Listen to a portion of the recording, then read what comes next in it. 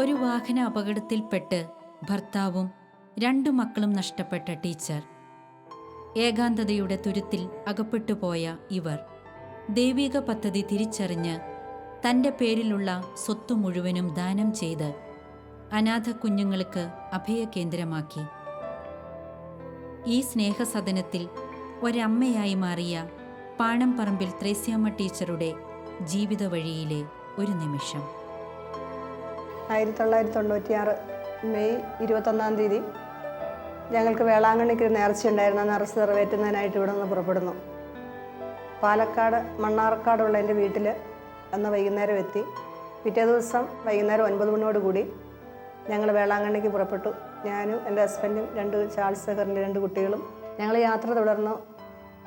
ഏതാണ്ട് 3 മണിയോടുകൂടി ഞങ്ങൾ ട്രിച്ചിയിലെത്തി. ട്രിച്ചിയിൽ എത്തിക്കഴിഞ്ഞപ്പോൾ ആദ്യം വണ്ടി ഓടിച്ചിരുന്നത് എൻ്റെ ഹസ്ബൻഡ്, പിന്നീട് ആങ്ങളെയായിരുന്നു. അതിനുശേഷം ഡ്രൈവറെ കൊടുത്തു.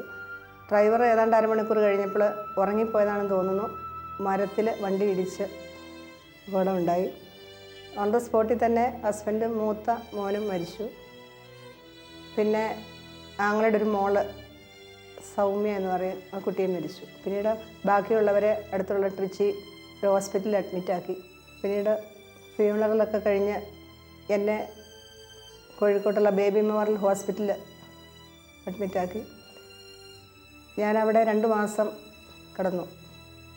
ചെറിയ മോന് അവിടെയുള്ള ഫാത്തിമ ഹോസ്പിറ്റൽ അവിടുത്തെ ട്രിച്ചിയിൽ നിന്ന് കൊണ്ടുവന്നു. കോഴിക്കോട്ടുള്ള ഫാത്തിമ ഹോസ്പിറ്റലിൽ കിടന്നു.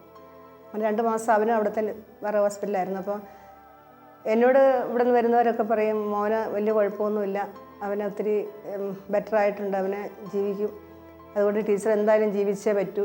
അങ്ങനെ എനിക്കൊരു പ്രത്യാശ തന്നത് എൻ്റെ മോനായിരുന്നു. ഇങ്ങനെ അപ്പോൾ ഞാൻ പിന്നീടാണ് അറിയുന്നത് മോനെ കുറച്ച് സീരിയസ് ആയിരുന്നു, ബ്രെയിനാണ് കൂടുതലായിട്ട് പറ്റിയത്.